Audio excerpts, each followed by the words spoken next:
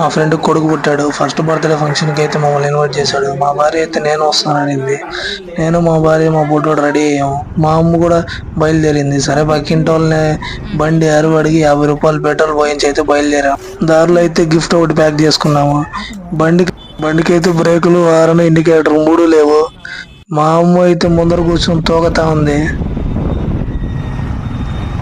అష్ట కష్టాలు పడి మేమైతే మా గమ్యానికి అయితే చేరుకున్నాము. ఫంక్షన్ అయితే వివిఆర్ ఫంక్షన్ హాల్ తిరుపతి.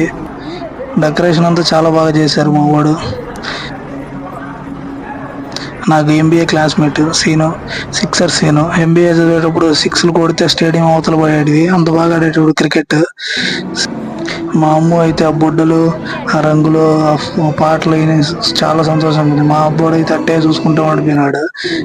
ఈడైతే మా ఫ్రెండ్ మా చెడ్డీ దోస్తు వచ్చాడు. సరే ఫంక్షన్ స్టార్ట్